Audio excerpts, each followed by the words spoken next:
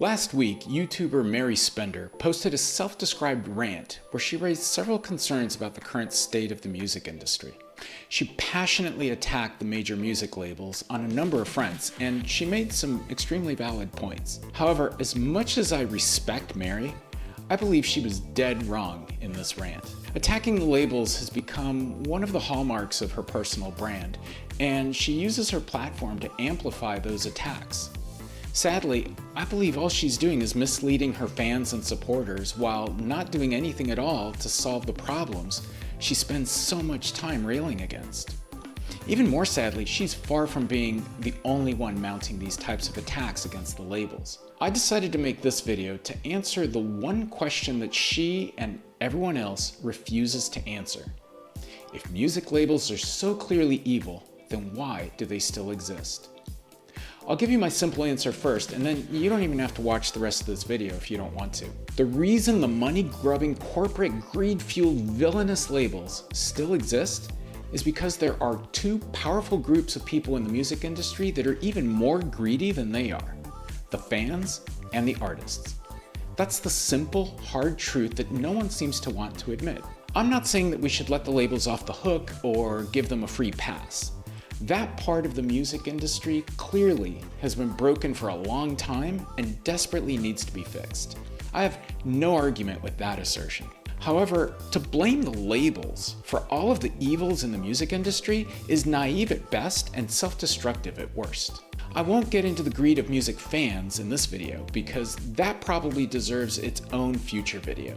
But I do want to address the artist's greed. It seems like every week I come across yet another story of a musical artist who's been treated like crap by a music label. Whether it's Taylor Swift or some up-and-coming new artist, the mainstream media, social media, podcasts, blogs, whatever. In fact, it was precisely one of these stories that prompted Mary's rant video last week. By the way, I keep calling it a rant because that's what she called it.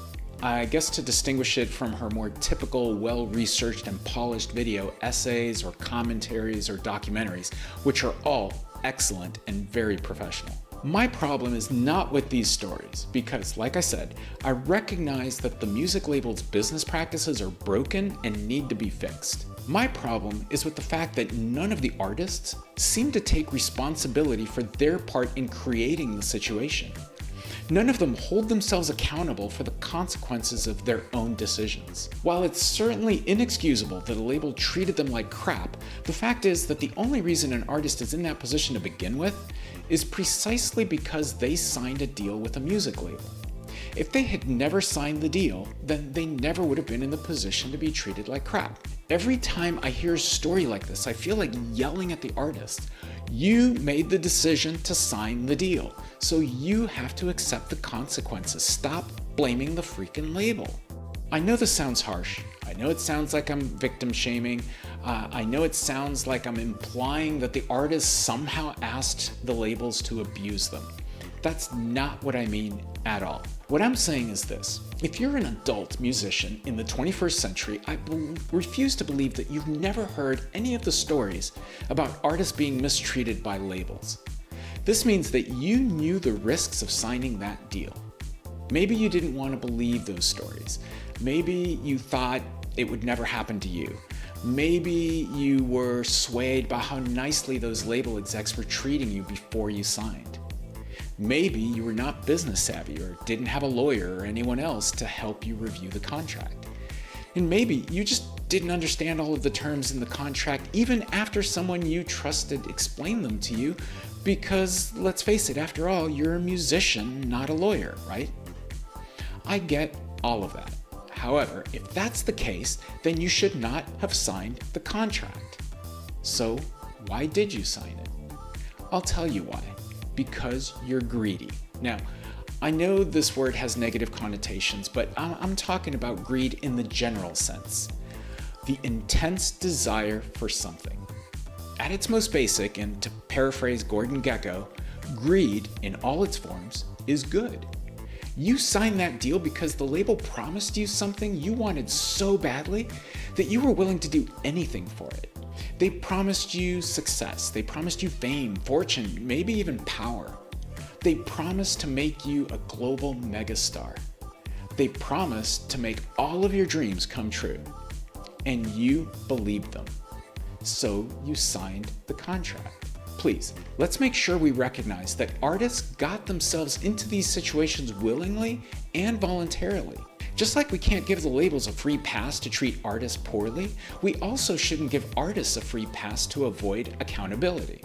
Again, I fully understand that contract negotiations between a major label and an artist, especially a new emerging artist, are extremely one-sided with the label holding all the cards. However, again, there's a simple solution. Don't sign the freaking contract. And if you do, then you have to be ready to accept the consequences of your decision. And doing this begins with admitting to yourself that you did it because you were even more greedy than the label.